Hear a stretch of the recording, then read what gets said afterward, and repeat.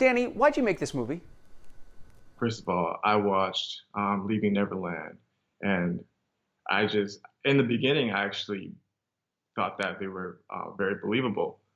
When it was announced, I thought that, hey, Michael Jackson fans, they should probably get over it because, things are coming out now, and I don't think they should just be defending their idol because they like his music.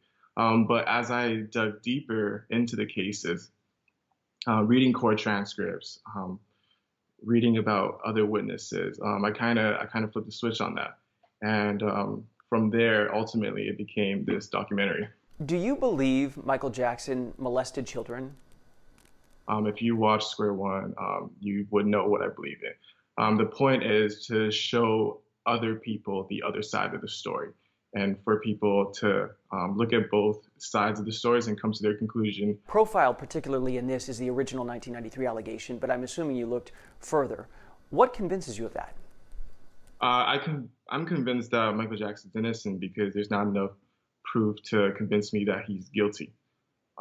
Starting from the very first case in 1993, if we categorically look at each case, there are tons and tons of problems with each case. So I think that we should presume innocence until found guilty.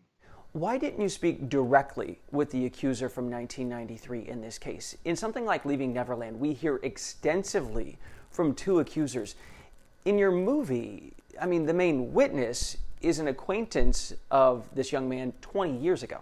From the very beginning, the two accusers in Leaving Neverland have been trying to track down the initial accuser, and they have been failing to do so, along with other people they've tried to track down.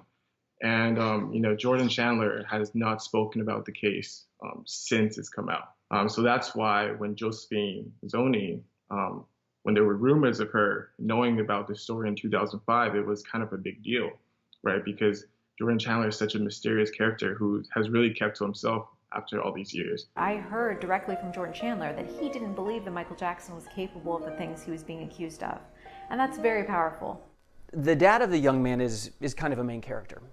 And you're pretty tough on him. And this telephone conversation occurred before Jordan Chandler made any allegations against Michael Jackson. And in this phone call, Evan Chandler alludes to a nasty attorney. This attorney I found, I interviewed several, and I picked the nastiest son of a bitch I could find. Once I make that phone call, this guy is just going to destroy everybody in sight. Any devious, nasty, cruel way that he can do it.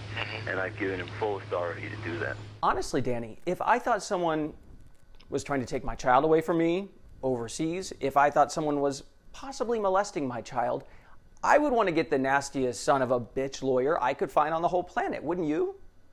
Yes, but would you also be trying to get him to give you $20 million to make your own movie, while also telling someone that, hey, if he doesn't do it, if he doesn't give me the money, that's what's going to happen. It's the threat of it.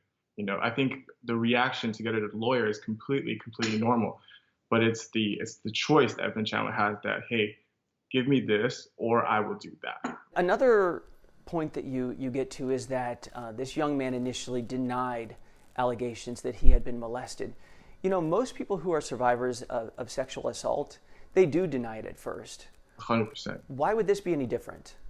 Well, most survivors, they don't deny it and then go stay with their fathers and then come out and then start accepting it and then 20 years down the line start denying it again. But respectfully, Danny, who are you to judge the legitimacy or validity of someone's own experience of survival and whether they want to disclose that to people or not? This is an alleged victim. Exactly. Right.